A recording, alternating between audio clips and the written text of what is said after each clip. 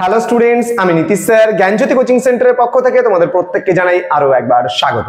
তো স্টুডেন্টস, আজকে আমি তোমাদের সঙ্গে আলোচনা করব সিবিসিএস 5th সেমিস্টার যারা প্রোগ্রাম কোর্সে রয়েছে তাদের জন্য আজকে সবার প্রথম সিলেবাস নিয়ে আলোচনা করব, সেটা হচ্ছে ডিএসই 1 হিস্ট্রি।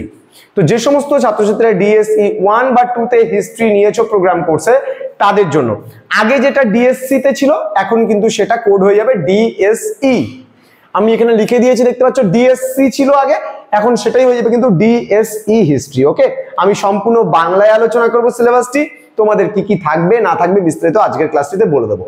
ক্লাসটি শুরু করার পূর্বে তোমাদেরকে বলবো, যারা এখনো পর্যন্ত আমাদের অফিসিয়াল ইউটিউব চ্যানেলটিকে সাবস্ক্রাইব করোনি তারা অবশ্যই চ্যানেলটিকে সাবস্ক্রাইব করে পাশে থাকা বেল আইকন অল প্রেস করে দাও এবং বন্ধুদের সঙ্গে এই ক্লাসটি শেয়ার করো যেন প্রত্যেকের কাছে আমাদের ক্লাসটি পৌঁছে যায়।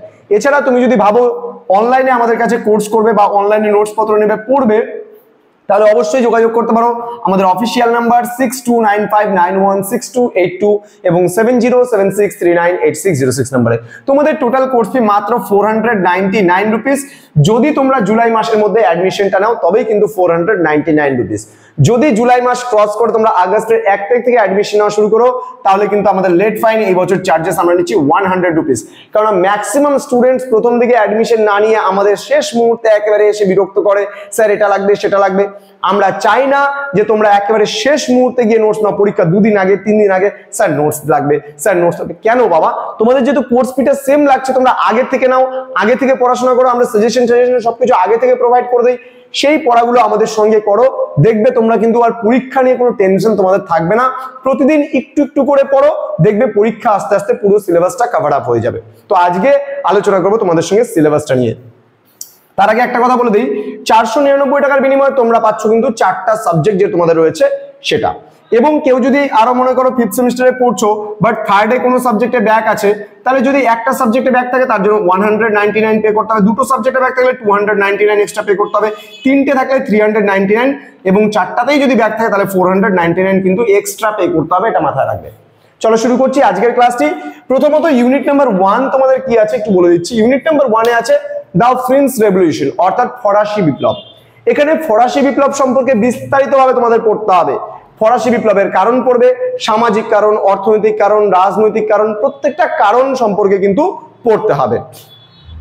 ফরাসি বিপ্লবে দার্শনিকদের ভূমিকা, ফরাসি বিপ্লবের প্রাক্কালে ফ্রান্সের সমাজ কটা শ্রেণীতে বিভক্ত ছিল ও কি কি সেগুলো সম্পর্কে পড়তে হবে, প্রত্যেকটা দার্শনিক সম্পর্কে জানতে হবে এবং ফরাসি বিপ্লবের সাথে জড়িত যা যা রয়েছে সেগুলো প্রত্যেকটা বিষয় পড়তে হবে।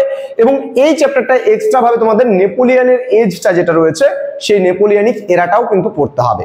ওকে, নেক্সট ইউনিট নাম্বার 2 তে তোমাদের রয়েছে রিভলিউশনস অফ 1830 অ্যান্ড 1848 অর্থাৎ তোমাদের 1830 সালের জুলাই বিপ্লব এবং 1848 সালের ফেব্রুয়ারি বিপ্লব সম্পর্কেও কিন্তু তোমাদের স্পষ্টভাবে পড়তে হবে।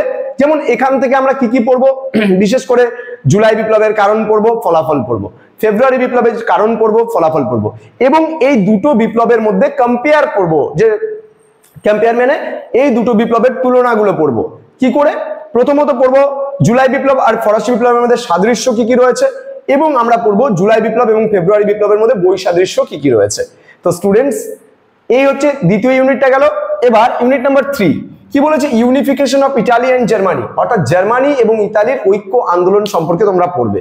এখানে বিস্তারিতভাবে বিসমার্ক সম্পর্কে পড়বে, কাউন্ট ক্যাবুর, ম্যাথসিনি, গ্যারিবোল্ডি, ভিক্টর ইমানুয়েল এদের ব্যাপারে তোমরা পড়বে। বিস্তারিতভাবে আলোচনা করবো কিন্তু পরবর্তী ক্লাসগুলোতে। ওকে, নেক্সট আমাদের ইউনিট নাম্বার 4 আছে সোশ্যাল অ্যান্ড ইকোনমিক চেঞ্জেস। ওকে, সামাজিক এবং অর্থনৈতিক কিছু পরিবর্তন ঘটেছিল ইউরোপিয়ান ইতিহাসে, সেই বিষয়গুলো আমরা কিন্তু এই জায়গাটাতে পড়বো। দেন এখানে যেমন জোলভার আইন সম্পর্কে আমরা পড়বো। ওকে, ইউনিট নাম্বার 5 আমরা পড়বো imperialist conflicts, world war first অর্থাৎ প্রথম বিশ্বযুদ্ধ পড়বো। আমরা এখানে প্রথম বিশ্বযুদ্ধের কারণ পড়বো, প্রথম বিশ্বযুদ্ধের প্রত্যক্ষ কারণ পড়বো, প্রথম বিশ্বযুদ্ধের জন্য জার্মানি কতখানি দায়ী ছিল সেটা আমরা পড়বো। এখানে ভার্সাই সন্ধি আসবে এবং প্রথম বিশ্বযুদ্ধের ফলাফল আসবে, প্রত্যেকটা বিষয় সম্পর্কে কিন্তু আমরা এই জায়গাটায় পড়বো। ওকে, নেক্সট আমাদের আসবে ইউনিট নাম্বার 6 যেখানে রাইজ অফ ফ্যাসিজম অ্যান্ড নাজিজম অর্থাৎ এখানে আমরা পড়বো ফ্যাসিবাদের উত্থান এবং নাৎসিবাদের উত্থান সম্পর্কে আমরা বিস্তারিতভাবে পড়বো এই ইউনিটটাতে। ওকে, এবং সর্বশেষ ইউনিট আমাদের যেটা রয়েছে unit number 7 origin of world war 2 অর্থাৎ দ্বিতীয় বিশ্বযুদ্ধের আমাদের কারণগুলো সম্পর্কে পড়তে হবে, উৎপত্তির কারণ, দ্বিতীয় বিশ্বযুদ্ধের মানে ফলাফল আমরা পড়বো, তো প্রত্যেকটা বিষয় এখানে আমরা গুরুত্বগুলো পড়বো, তো প্রত্যেকটা বিষয় কিন্তু আমরা পড়বো এই জায়গাটাতে। তো স্টুডেন্টস, আশা করি আজকের ক্লাসটা তোমাদের বোঝাতে পারলাম এবং সিলেবাসটা সম্পর্কে তোমরা একদম ওয়াকিবহাল হয়ে গেলে।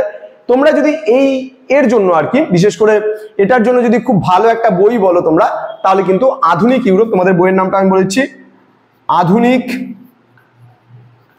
ইউরোপ, ওকে, ইউরোপ জীবন মুখোপাধ্যায়, ওকে, ইনার লেখা এই আধুনিক ইউরোপ বইটা পড়বে, খুব ভালো একটা বই। এবং তোমাদের কিন্তু এই যে আমি এতগুলো ইউনিট বললাম, এই ইউনিটগুলো কভার আপ হয়ে যাবে। এই বইটা 350 রুপিস প্লাস তোমাদের হচ্ছে দাম নেবে, ওকে।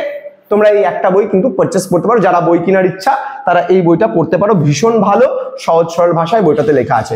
এছাড়াও ইউরোপে বিপ্লবের কাল, সমর কুমার মল্লিক, হ্যাঁ, আধুনিক ইউরোপের ইতিবৃত্ত, তোমার হচ্ছে বইটা হচ্ছে তোমার রাইটার হচ্ছে জিকে পাহাড়ি বা গোপাল কৃষ্ণ পাহাড়ির বইটা তোমরা পড়তে পারো। এরকম অনেক, সুবোধ কুমার মুখোপাধ্যায়ের বই আছে, ভীষণ ভালো বই এগুলো। হ্যাঁ, যেহেতু আমি হিস্ট্রি অনার্সের স্টুডেন্টদের পড়াই, প্রচুর বইয়ের কালেকশন আমার কাছে রয়েছে এবং সেখান থেকে আমরা আমাদের টিচাররা মিলে সম্পূর্ণ নোটসগুলো তোমাদের জন্য তৈরি করি। এমনকি তোমরা বিশ্বাস করবে না বললে তোমাদের জন্য সাজেশনসও কিন্তু 2024 ডিসেম্বরে যে তোমরা পরীক্ষা দেবে সেটাও কিন্তু রেডি। অর্থাৎ আমাদের কোর্স যারা পারচেস করবে তারা এই সপ্তাহের মধ্যে সাজেশন উইথ নোটসও কিন্তু পেয়ে যাচ্ছে। সুতরাং সময় নষ্ট করো না, বেকার পরে 100 টাকা কেন দেবে এক্সট্রা? আগে অ্যাডমিশন নাও, এই মাসের মধ্যে অ্যাডমিশন নাও, 499 এর মধ্যে তোমাদের পুরো অ্যাডমিশন কভার আপ হয়ে যাবে। দেখা হচ্ছে খুব তাড়াতাড়ি পরবর্তী ক্লাস নিয়ে। তোমরা প্রত্যেকে ভালো থেকো, সুস্থ থেকো। Thank you so much, thanks for watching. After all, thank you.